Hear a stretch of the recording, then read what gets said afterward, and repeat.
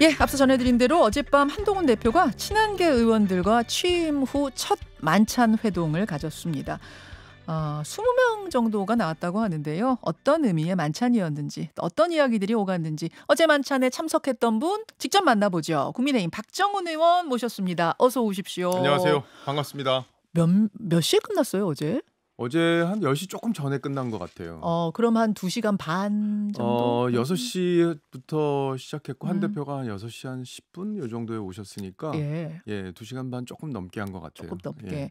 한동훈 후보 캠프에서 뛰었던 그 원년 member들 17명에다가 조경태 의원까지 한 18명 올 거다 이렇게 알려져 있었는데 실제로는 더 많이 참석을 했더라고요. 김재섭 의원도 오고 김건 의원도 오고 예. 조경태 의원 이런 분들은 이제 사실 같이 전당대회를 뛴 분들은 아닌데 그분들도 이제 참여 의사를 밝혔다고 하고요. 다른 분들도 몇 분 더 오시려고 했는데 시간이 안 맞았대요.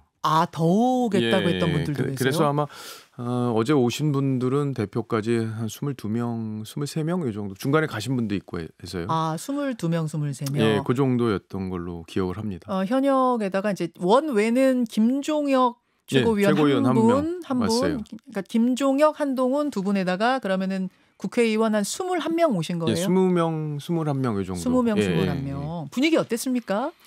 분위기 위기의식을 공유하면 했지만 그래도 사실 친한동훈계가 뭐 모이고 그런 게 없어요. 없죠. 그리고 구심점이 없기 때문에 결속력이라는 게 없었거든요. 그래서 사실 친윤계에서도 이거 개파 뭐 얘기하는 게 좀 우습긴 한데 친윤계에서도 그래 뭐 한동훈계 뭐 할 수 있는 게 뭐 있어? 이런 사실 기류가 조금 있었던 것도 사실인데. 아예 뭐 이탈표 8명? 8명도 못 모여. 막 이런 얘기도 솔직히 나왔었어요. 근데 그 이탈표 얘기는 이따 좀 자세히 하고요. 예. 근데 어쨌든 굉장히 적극적으로 위기의식을 공유했어요. 그러니까 저분도 저런 생각을 하나? 뭐 이런 느낌? 저분도 생각보다는 위기의식이 굉장히 강하네. 그러니까 이대로 가면은 당이 진짜 공멸한다. 이런 의식들은 다 갖고 계시더라고요. 저희가 한 명씩 다 의견을 다 들어봤거든요. 20명 다요? 예, 20명 넘는 분들의 의견을 한 명도 빠짐없이 의견을 다 들어봤어요. 그러니까 돌아가면서 한 분씩 발언 기회를 드리고 그 발언에 대해서 우리가 또 공유도 할 얘기들 조금씩 나누고 이러면서 진행을 했는데 정말 우리 당이 절박하다는 거는 정말 많은 분들이 생각이 같구나. 그리고 이걸 어떻게 위기를 타개해야 되는지에 대한 이제 각자의 생각 이런 것들도 공유를 했습니다. 그러니까 원래 만찬 중에도 진짜 밥을 같이 먹는 데만 의의를 두는 만찬도 있고 깊은 이야기가 나오는 만찬도 있고 좀 다른데 어제는 깊은 이야기들이 오고 갔다는 얘기예요. 예, 대표도 꽤 적극적으로 여러 가지 현안에 대해서 얘기를 했습니다. 얘기를 하고. 심지어 주진우 의원도 어제 참석을 하셨던데. 예, 근데 주진우 의원은요. 한 대표도 친하고 또 대통령하고도 가깝고 그런 사이고 또 뭐 당이 여러 가지 문제가 지금 현재 있고 이 상태가 유지되면은 우리가 지방선거나 대선에서 굉장히 어려울 수 있다. 그렇다면 지금 이 타이밍에 우리가 뭔가 변화를 시작해야 된다. 이런 데 대해서는 공감을 하고 있고요. 다만 그런 주진우 의원을 비롯해서 또 일부 의원들은 당내 갈등이 빚어져서는 안 된다. 이게 우리 당의 어떤 총체적인 지지를 갉아먹을 수가 있거든요. 왜냐하면 대통령과 한 대표가 지금 대립하는 모양새이기 때문에 여기서 뭔가 그 갈등을 유발할 수 있는 액션이 있을 경우에는 당 전체에도 타격을 줄 수 있다. 이런 점들에 대한 어떤 문제의식도 공유를 했습니다. 그래요. 한 대표한테 한 대표님 사람들 좀 두루 많이 만나면서 스킨십 하십시오. 이런 조언도 나왔다면서요. 근데 두루두루 만나요. 근데 저는 개인적으로 한 대표가 너무 두루 만날 필요는 없다고 봅니다. 의원들을 다 만나야 되는데 일단은 한 대표가 생각을 공유하는 사람들이 좀 뭉쳤으면 좋겠다는 생각을 해요. 거기서부터 외연 확대가 자연스럽게 이루어지는 거지 의도적으로 막 생각이 다른 사람들 계속 만나려고 노력하는 거는 저는 지금 타이밍에는 큰 의미가 없다고 봅니다. 그 이야기는 일단은 좀 뜻이 통하고 방향 설정이 비슷한 분들끼리 모여서 의견을 나누고 좀 에너지를 모으고 이런 게 지금은 더 중요하다고. 그 결속이 일단은 더 중요하다는 거예요. 왜냐하면 위기를 위기로 인식하려면 그 위기를 공유하는 사람들이 있어야 되거든요. 네. 확인을 서로 하면서. 예, 근데 이게 우리 당이 지금 어떤 상태냐면 위기다 하지만 네. 해법에 대해 생각이 달라요. 그러니까 예를 들어 친윤계는 야 이걸 우리가 무조건 똘똘 뭉쳐서 한번 넘어가 보자. 뭐 이런 식의 해법을 갖고 있는 거고. 그렇죠. 근데 친윤계라는 게 사실은 한 20-30명밖에 안 됩니다. 본질적으로 보면 만약에 친윤계가 모여라고 할 사람도 없겠지만 지금 현재는 모여 그렇게 했을 때 그렇게 안 모여요. 한 5-60명 되는 거 아니에요? 아닙니다. 그렇게 안 됩니다. 아니에요? 예. 얼마 전에 한 이제 일간지에서 그 개파 분석을 했었는데 네. 실제로는 중립지대에 있는 분들이 많아요. 그러니까 어느 쪽으로도 지금 힘을 실지 않는 분들이 제가 볼 때는 40명 이상이에요. 그러니까 그분들의 생각이 점점 이제 앞으로 한동훈 대표의 생각과 싱크로가 될 가능성이 높거든요. 중립지대에 있는 분들이. 예. 그래서 사실은 생각이 지금 위기다. 그럼 위기를 사실은 정면 돌파해야 되고 지금까지 방식으로는 안 된다. 이런 분들이 점점 늘어날 거로 보기 때문에 그 생각을 강하게 공유하는 게 저는 우선이라고 봅니다. 어제 그러셨다면서요. 20명이 지금 22명이 다음번 모일 때는 한 명씩 더 데리고 와서 50명 만들자 막 이러는. 아니, 그런 제안을 하신 분이 있었는데 그게 그렇게 하자. 와, 그렇게 된 건 아니에요. 분위기가 워낙 좋았으니까 그런 얘기도 나왔겠죠. 예, 그러니까 우리 나름대로는 우리가 정말 이렇게 생각을 공유할 수 있구나. 그러고 이제 그런 얘기를 했어요. 저도 그런 얘기를 했는데 사실 이게 당에서 지금 뭔가 우리가 소신 있게 얘기하는 거에 대한 두려움이 있어요. 왜냐하면 아직은 윤석열 정부 기간이 절반 이상이 남았잖아요. 그렇죠. 그리고 거기 모인 분들은 사실은 한 대표도 그 얘기를 했어요. 불이익을 받을 수 있다는 그 어떤 그런 생각을 감수하고 오는 거거든요. 왜냐하면 뭐 예산이든 인사 추천이든 그렇지. 지금 정부가 갖고 있는 여러 가지 권한에 대해서 철저하게 배제될 가능성이 있잖아요. 그렇기 때문에 저희가 지금 한동훈 계라고 해서 뭐 얻을 게 없습니다, 솔직히. 뭐 한동훈 대표가 대선 후보 될 것도 아직 그 불확실성이 큰 상황이고, 그리고 공천권을 다음에 갖는다는 보장이 있는 것도 아니고. 그렇죠. 근데 지금 한동훈 계 한다고 해서 무슨 이득이 있죠? 당이 위험하고 당을 지켜야 되고 당을 변화시켜야 된다는 공감대만 있는 거예요. 그런데도 다음번에 50명 정도가 모일 수 있을 거라고 보세요? 그럼 불이익 감수하면서라도. 근데 그런 목표를 갖는 것 자체가 저는 그렇게 바람직한 것 같진 않아요. 그런 인식을 공유하면서 자연스럽게 모이는 거지. 물론 뭐 목표를 가지고 막 우리가 한 명씩 더 데려오자. 넌 안 데려왔어? 뭐 이런 거는 좀. 그건 아니지만 자연스럽게 50명까지도 새가 부를 수 있다고 저는 그런 환경이 그렇게 흘러갈 거라고 봅니다. 그게 이제 우리 당과 맞물린 10월, 11월 위기설과 그런 것들이 다 연결이 돼 있다고 봐요. 어제 진짜 그 10월 뭐 정권 위기설 이런 것에 대해서도 심도 깊은 얘기가 나왔습니까? 예, 있었습니다. 그러니까 10월 위기설에 조금 전에도 우리 기자분하고 평론가분들께서 국감에 대해서 많이 말씀하셨잖아요. 네. 근데 국감이 민주당이 지금 김건희 여사 국감으로 가려고 지금 총력전을 펴고 있는 거고요. 그걸 탄핵으로 연결시키겠다는 게 이재명 대표의 구상이에요. 이재명 대표 지금 시간과의 싸움을 하고 있으니까. 근데 뭔가 새로운 팩트들이 나오지 않을까 하는 어떤 걱정과 이런 것들이 있는 거잖아요. 뭐 들리는 얘기들이 많습니다, 사실. 그래요. 뭐 언론에 다 보도되지 않은 내용도 있지만. 근데 그렇게 될 경우 지금처럼 똘똘 뭉쳐서 방어하자. 이렇게 하면 민심과 우리가 반대로 갈 수가 있기 때문에 그런 데 대한 걱정을 공유한 얘기들이 많이 있었어요. 그렇군요. 누군가가 그랬다면서요. 우리는 한 대표한테 용비어청과 같은 거 안 할 겁니다. 그런 얘기도 누가 하셨다면서요. 그런 얘기는 한 명이 한 게 아니에요. 여러 명이 했어요. 그래요? 저도 얘기했습니다. 그러니까 우리는 한 대표에게 충성하기 위해서 이 자리에 모인 게 아니다. 이런 취지의 얘기를 한 거예요. 그리고 한 대표가 잘못하는 거 쓴소리 해야 된다. 쓴소리도 하겠다. 지금 뭐 이런 거 잘못하는 거에 대해서 또 얘기하신 분들도 있었고. 그러니까 우리가 한 대표를 위한 모임이 아니라 우리 당이 변화해야 된다는 큰 대의. 그리고 민심과 같은 방향으로 우리가 가야 된다라는 그 명분. 이 두 가지를 중심에 놓고 한동훈 대표와 생각이 같기 때문에 우리가 모였다는 취지의 얘기가 있었고요. 용비어천가 안 하겠습니다라고 했더니 한동훈 대표가 뭐라고 답하세요? 한동훈 대표는 당연히 그래야 된다고 얘기하죠.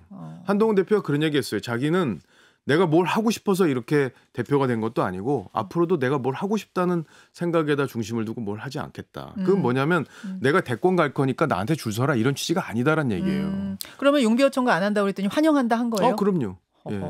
알겠습니다. 물론 거기서 이제 한동훈 대표 화이팅 뭐 이런 얘기 하신 분들도 계시죠. 자리의 성격이 그러니까. 그러나 그 큰 흐름 자체는 그런 흐름은 아니었어요. 알겠습니다. 이제 그런 분위기. 근데 그래서 예. 예. 어제 홍준표 대표 그 얘기했잖아요. 뭐 개파 뭐 이런 얘기도 하고 그랬잖아요. 홍준표 어제 대구시장. 홍준표 대표가 그 만찬이 있던 시각에 SNS를 올렸어요. 그러니까요. 한번 보여주세요. 그 SNS 좀 보여주세요. 그러면서 뭐 이런 식으로 이제 모이면 안 된다는 것에 대한 비판이 있었습니다. 나는 30년 동안 개파 활동 해본 일이 없다. 근데 이렇게 몇 명을 무기로 대통령 협박하려는 건지 묘한 시기에 묘한 모임이다 이런 글을 올렸거든요. 그러니까 저분의 어떤 그 생각에는 이게 대통령을 협박하는 모임이라고 본 것 같은데, 전 홍준표 시장이 그 한동훈 대표가 압도적으로 당선된 뒤에는 좀 이제 당내에 관해서 언급을 안 하겠다고 했으면 조금 더 참았으면 좋겠어요. 왜냐하면 그럼 이 당이 지금 이렇게 위기고 어려운데 그럼 어떻게 하자는 거예요, 홍 대표는? 사회초년생한테 뭘 배우냐. 그러니까 어떻게 하겠다는 데 국회의원을 대한 졸개로 만드는 거 아니냐. 뭐. 어제 얘기했잖아요. 우리가 뭐 한동훈 대표에게 충성하겠습니다. 얘기한 게 아니라는 거 좀 설명드렸잖아요. 예. 저 홍준표 대표가 개파 활동을 뚜렷하게 한 적은 없어요. 그러나 2008년에 MB 정부 출범한 이후에 원내대표 될 때 이상득 당시 실세한테 충성 맹세하고 원내대표 했다는 설이 많았어요. 근데 정치라는 거는 생각을 같이 하는 사람들이 모이는 게 불가피한 측면이 있습니다. 근데 그걸 무조건 개파 정치, 개파 정치는요, 확실한 오너가 있어야 되고, 그리고 좌장이 있어야 돼요. 네. 그리고 좌장도 있어야 되지만 또 거기를 뭉치게 만들 수 있는 뭔가 이익이 있어야 돼요. 구체적인 이익이. 근데 그런 게 지금 불투명한 게 한동훈 대표를 중심으로 한 모임이에요. 아니 뭐 좌장은 한동훈 대표가 좌장인 거잖아요. 아니 본인이 좌장이 아니라 그걸 이끌어줄 수 있는 사람이 있어야 돼요. 좌장. 예를 들어 MB 때는 이상득, 있죠. 정두원 뭐 이런 분들이 있었고, 그 모임은 박근혜 그런 때 최경환 이런 분들이 있었잖아요. 저쪽도 지금 친윤 쪽도 뭐 박성민, 이철규 이런 분, 장제원 이런 분들이 있잖아요. 근데 여기 없어요. 알겠습니다. 그렇게 그러니까 모함하지 말아라. 지금 그런 말씀하신 거고. 근데 어제 또 묘하게 시기가 좀 그랬던 건 뭐냐면 대통령이 해외 순방을 떠나는데 보통은 여당 대표가 배웅을 나가죠. 어제는 안 나갔단 말입니다. 그러다 보니까 또 여러 가지 얘기들이 좀 나왔던 것 같아요. 뭐 그건 뭐 어떤 사정이 있었는지 저는 구체적으로 그 얘기는 어제 없었어요. 근데 물론 그렇게 안 나간 전례는 없을 텐데 여러 가지로 불편한 장면들이 만들어지는 게 양측 다 부담이었을 수도 있겠다는 생각은 듭니다. 그래요. 네. 지난 금요일에 김건희 여사 특검, 최상병 특검에 대한 재표결이 있었는데 여권의 이탈표가 4표 나왔죠. 이 4표의 의미, 이거 어떤 경고성 이탈이다 이렇게 봐도 됩니까? 저는 4표 아닌 것 같아요. 저는 5표라고 봅니다. 왜 그러냐면요. 그건 제 생각이에요. 일단 한동훈 대표가 어제 그 얘기도 했어요. 그 자리에서. 우리 쪽에서는 이탈표가 없었는데 어디서 나온지 모르겠다 이렇게 말씀하셨어요. 우리 쪽이라 하면 한동훈의 친한계 의원들 중에는 없다. 이렇게 생각했어요. 근거가 있습니다. 왜 그랬냐면 그러니까 투표하기 전날 그 저희들끼리 이제 통화를 많이 했어요. 어떻게 해야 되나. 근데 거기서 나온 얘기 핵심은 뭐냐면 민변 출신 변호사가 특검이 돼서 공천 문제나 이런 거를 수사하기 시작해서 우리 당을 쑥대밭으로 만들 거다. 예를 들어 한동훈 대표도 압수수색할 수 있고 장동혁 당시 사무총장도 압수수색할 수 있고 우리 당 공천 서류 다 가져갈 수 있고 그런 식의 상황을 만들면 안 된다는 공감대가 있었어요. 그렇기 때문에 친은 한동훈계는 이게 여사와 관련한 혐의도 아직까지는 뭐 뚜렷한 게 없고 도이치모터스 2년 넘게 털었고 그리고 명품백 그거 수사심의에서 기소하면 안 된다고 결론 내렸고 그 다음에 얘기들 나머지 얘기들은 불분명한 의혹 수준이에요. 그것도 야당과 관련된 접점이 만들어진 사람들이 던진 얘기들이에요. 아직까지는. 구체적인 근거가 없기 때문에 아직은 그걸 특검을 할 단계가 아니라고 보는 것 첫 번째. 두 번째는 당을 쑥대밭으로 만들 수 있는 점. 그 두 가지 때문에 한동훈계는 명확하게 반대 의견을 서로 공유를 했어요. 부결표 던져야 된다. 그렇다면 친윤계 의원 중립지대 의원분들이 많기 때문에 오히려 그쪽에서 생각을 했을 가능성이 높다고 저는 보고요. 그리고 제가 5표라고 하는 이유는 이탈표가 4표로 지금 언론에서 분석하잖아요. 그렇죠. 근데 이 가결 요건은요. 300명이 전원 투표했기 때문에 200명이 찬성해야지만 가결이 돼요. 맞아요. 네. 근데 194표가 나왔죠. 왜 그러냐면 무효표 하나 기권표 하나 나왔어요. 맞습니다. 그러면 그 두 분들은 경고표지 이탈표가 아니에요.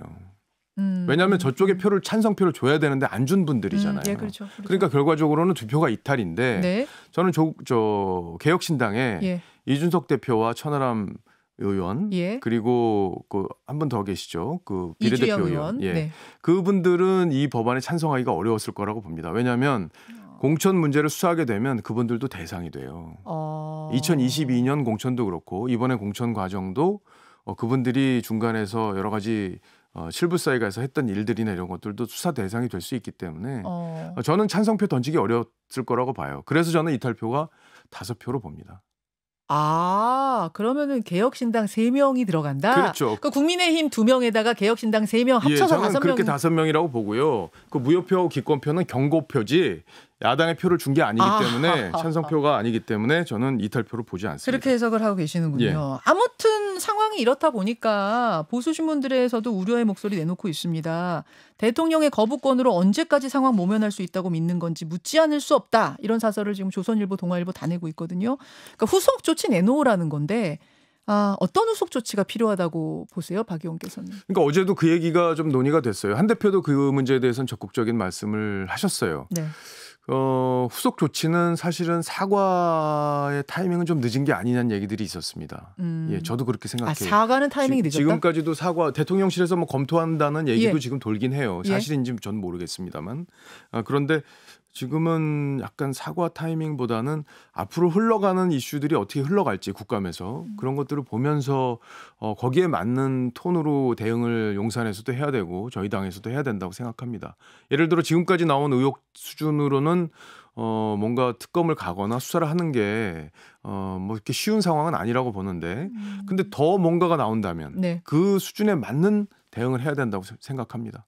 예를 들어서 뭐 가이드라인, 여사 가이드라인을 만든다든지 제2부속실이나 감찰관을 넘어서 예. 뭐 이런 것까지도 필요하다고 보세요? 그런 국민들에게 어느 정도 약속을 했던 얘기나 또 언론에 보도됐던 얘기 중에 국민적 공감대가 있었던 부분들은 별도로 추진을 하되 이 사법 리스크, 법적인 리스크에 대해서는 그의 수준에 맞는 대응을 해야 된다는 거죠. 그런 후속 조치가 없다면 다음에는 이탈표 더 나올 수도 있다고 보세요?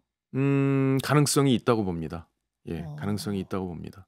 왜냐하면 어제도 우리가 뭐 대통령을 탄핵으로 가는 데 대해서는 그건 불가능해요. 야당 꿈도 꾸지 마세요. 제가 여기서 말씀드릴게요. 절대 탄핵으로 가는 일은 없습니다. 저희가 탄핵을 이탈해서 찍는 경우는 없어요. 다만 국민들이 걱정하는 부분들은 덜어드려야 된다는 게 우리 공복의 임무기도 하잖아요. 의무기도 하고.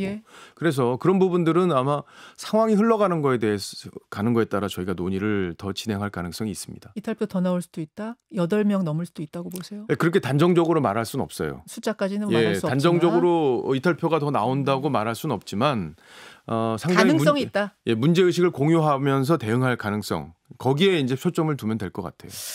자, 김대남 씨 문제가 또 하나의 뇌관인데 진상조사를 한 대표가 지시한 걸 놓고 이건 쫌생이다. 뭐 시끄럽게 하는 것 자체가 해당 행위다. 이런 얘기가 홍준표 시장 나경원 의원 등등을 통해서 나왔습니다. 어떻게 생각하세요? 그분들 혹시 뭐 대통령이나 용산에서 조금 문제가 있거나 대응에 좀 잘못된 부분이 있다고 판단되는 부분에 대해서 말씀하신 적 있나요? 아니 그러고 당 대표로 나온 사람 유력 대권 당 대표 주자고 대권 주자이기도 한 분이 해 대해서 그것도 여사를 스토킹하는 그 기자하고 소통해서 그거를 문제 삼으려고 했던 것 자체가 해당 행위인데 그거에 대해서 대응하는 게 해당 행위라는 논리는 전 처음 들어봐요. 그런 논리가 어디 있습니까, 세상에? 문제를 정리하겠다는 그러니까 물론 그 김대남 씨라는 분이 그렇게 할 만한 급이 되느냐에 대한 생각은 각자 할 수 있어요. 그러나 그 조치 자체에 대해서 비판할 근거는 전 전혀 없다고 봅니다. 개인적 일탈을 너무 키우는 거 아니냐? 탄핵에 밑밥 깔아주는 거 아니냐? 이런 말까지 나왔어요. 개인적 일탈로만 볼 수 있는 정황입니까, 그게? 그렇기 때문에 여러 가지 문제들을 들여다봐야 되고 그거에 대해서 대응을 해야 된다는 게 한 대표 생각이고 전 다수 당원들도 그렇게 생각한다고 봅니다. 그분이 분명히 해당 행위를 하려고 한 거잖아요. 특히 이제 쫌생이란 단어까지 나와서 굉장히 좀 자극적이었어요. 한 대표 뭐라고 안 하세요, 어제? 글쎄요, 그거에 대해서는 특별히 얘기를 안 하더라고요. 쫌생이가 아닌가요, 그러면? 대인배. 아니요, 뭐 저 꼭 그렇게 얘기하고 싶진 않습니다. 그러나 문제에 대해서 대응한 걸 가지고 명분 없이 얘기하는 건 전 잘못됐다고 봅니다. 알겠습니다. 박정훈 의원 만나고 있습니다.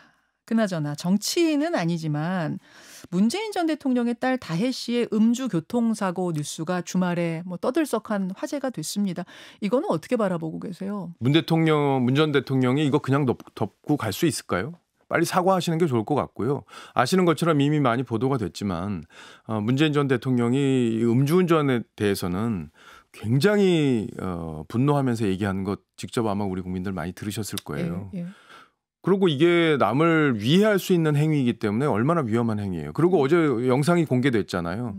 7시간 동안 거기서 술을 0.14면요. 그냥 소주를 한 5병 정도는 먹었다고 볼 수 있을 정도의, 물론 사람마다 그 알코올에 대한 분해도가 다르기 때문에 모르지만, 그러고 차를 몬다는 것 자체가 요즘에 일반 사람들도 그렇게 안 하는데 전직 대통령의 딸이 그렇게 행동했다는 게 믿기질 않고, 그리고 자기들 잘못한 건 왜 이렇게 문 대통령 사과를 안 해요? 그동안 본인이 잘못한 게 한두 가지가 아니고 드러난 것들, 뭐 서해 공무원 피기역 사건도 비롯해서 또 울산시장 선거 개입 문제, 또 경제성 원전 조작한 문제, 이런 분들 다 책임이 있는 건데 사과를 안 해요, 그분이. 근데 이제 음주운전을 옹호할 사람은 단 한 명도 없을 테지만, 그렇다고 전직 대통령이 불혹 넘긴 자식이 저지른 일에 대해서 대신 사과해야 되느냐, 또 뭐 이런 댓글들도 있습니다. 그런 댓글들을 쓰시는 분들의 생각을, 만약에 우리 우파 진영이 그런 일이 벌어졌을 때 똑같이 그렇게 말씀하실 수 있는지가 전 중요하다고 봐요. 우리 사회가 민주당과 문재인 정부의 내로남불 때문에 망가졌어요.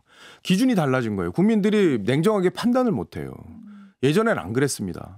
예전에는 누가 잘못을 했든 잘못에 대해서는 다 지적을 하고 사과하고, 그리고 그 잘못에 대한 정서를 공유를 했어요, 국민들이. 그래야 네 편 내 편 가리지 않고 잘못을 따질 수 있잖아요. 근데 지금은 그렇지 않은 세상이 됐습니다. 누군 해도 괜찮고 누군 하면 안 되고, 이거 안 됩니다. 지지자들 사이에서는 검찰이 정신적으로 괴롭혀서 실수를 유발하게 했다, 뭐 이런. 그런 댓글은 안 읽으셨으면 좋겠습니다. 알겠습니다. 여기까지 오늘 좀 들여다보죠.